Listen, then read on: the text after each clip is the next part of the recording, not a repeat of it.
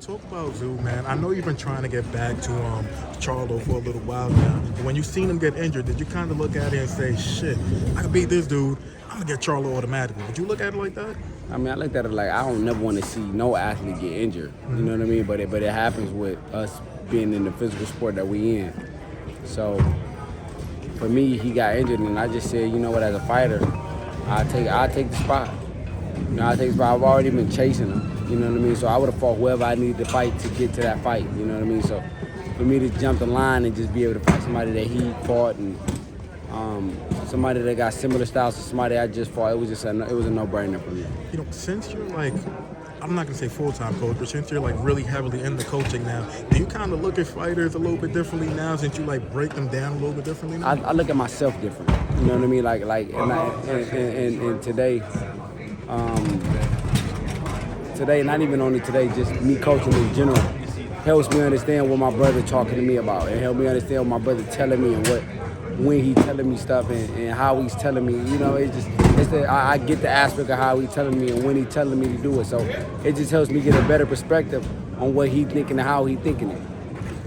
How good is Tim, man? Do you think he's a little, well, I did see on your social media, I think you were talking about him where you were just like, he doesn't know enough. What do you think about Tim as an overall fighter, man? I think he's as tough as it get, man. But I don't think that's enough. You know what I mean? Like, that's all you got to offer, being tough. It's just not enough. I think the game plan he got to take me to the water dry me. I heard that shit and I seen that shit 100 times before, man. And I think that he missed the train when it probably would have worked for him. He missed that train, and I just think I'm a seasoned vet now. You know what I mean? So I just don't think that nobody I fight can tell me that that's what they're gonna do and it's gonna work for me. What did you think about his last performance against Tszyu? I thought, like I said, for me, the most gratifying part was seeing him get off the mat and win every round after that. So I just for me, I patted him on the back, without patting him on the back physically. I patted him on the back because that's what true champions and true fighters do, man. And he showed me that he's a true fighter and a true champion. Was there anything in that performance in which you picked up on that you could probably use? I mean, everybody got flaws. I think you can see flaws in everybody's game. There's no fighter you can see and don't see a flaw in their game. You know what I mean? So the thing is exploiting it. You know what I mean? Like I got flaws, he got flaws, everybody got flaws. The thing is exploiting it. You know what I mean? If I'm able to exploit it in my mind, like on paper, like I am in my mind, I'm gonna be victorious easy.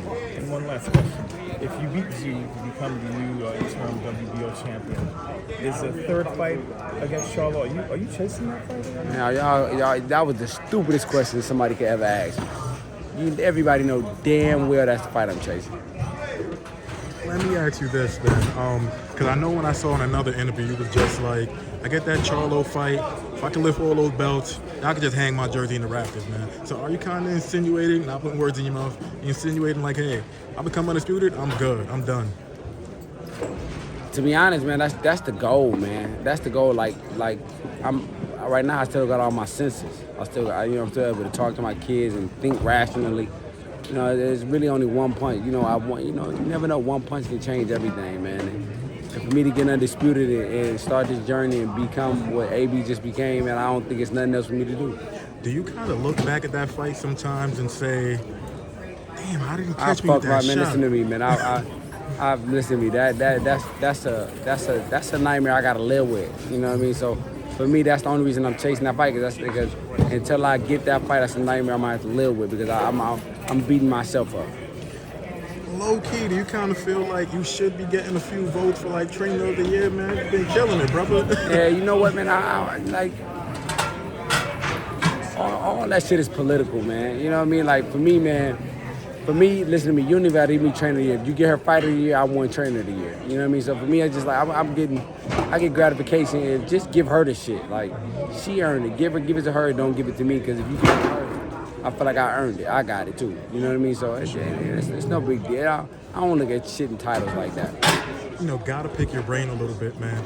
How do you feel about, a guy like Spence who's moving up to 54 and he's also fighting Keith Thurman, though? Do you look at it like, I could have just stayed at 47 to do that instead of moving up to 54? Man, listen to me, my head wasn't so big. I could make 47 easy. You know what I'm saying? So? But God, God gave me a massive head though. You know, so my head was so big and I didn't have all that weight in that motherfucker. I probably could make 47 because, you know, my eating habits and my discipline is very tight. So, you know what I mean? I mean, I am who I am, man. But, you know, I don't plan on moving up to 60. So I promise you, when they get there, I'll probably be there.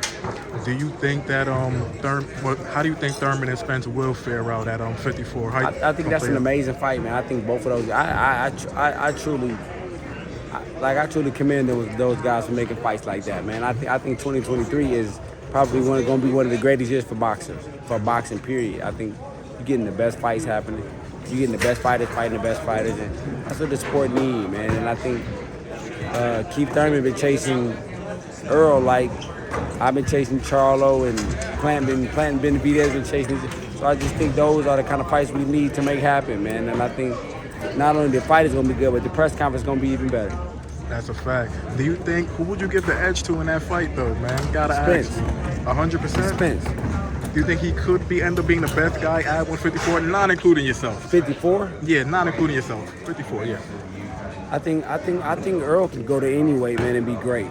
I think, you know what I mean? So I think it's great fights for everybody. I mean, Earl at any way to go to. You know, it's still great fights for him at 47 if he decided to stay there. So, you know what I mean? I think the talent level that he got and the trainers that he got and the training the training and the partner that he's training with, I think the sky's the limit for those guys there. I know you've pretty much been at 54 your whole career, but I mean, you're still a fighter, though, so how difficult do you think it will be for Spence to go to 54, and then if he is going to fight Crawford, come back down to 47? Do you think he's just no, it's over. It's over. Once you go up, it's over. And you just going to kill the fans' it's dreams over. like that? Yes, I mean, it's over. My thing is, I think that's the hardest thing to take the body up to a weight, get used to it, and deplete it back down, to go back down. I think I don't think we'll see the same Earl Spence going back down.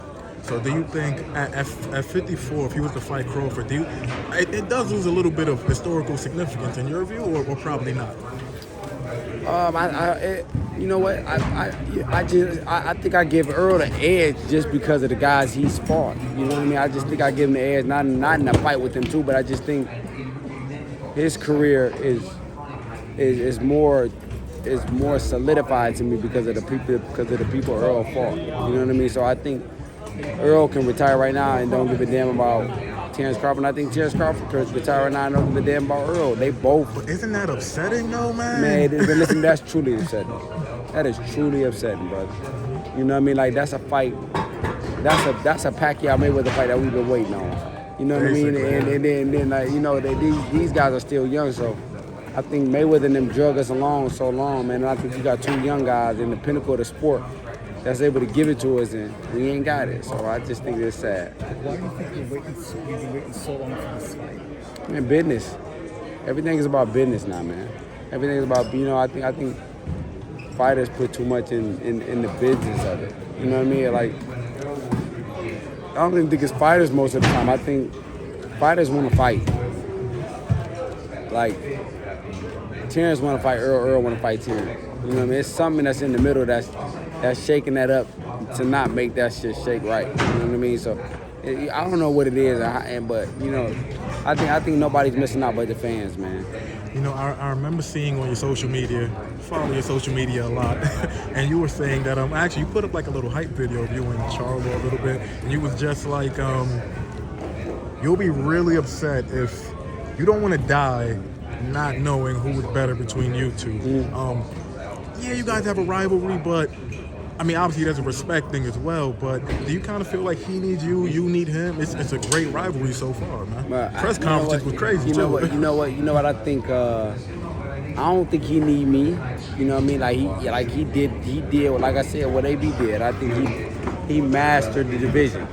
You know what I mean? No matter how he did it, he mastered the division, so I don't think he need me. But I think for just grabbing your nuts and being the man, I just think if you stand up, why you pissed? You know what I mean? Like it's just like my mind is just like how we don't like each other. You know, he dislike me, I dislike you. It's 1-1.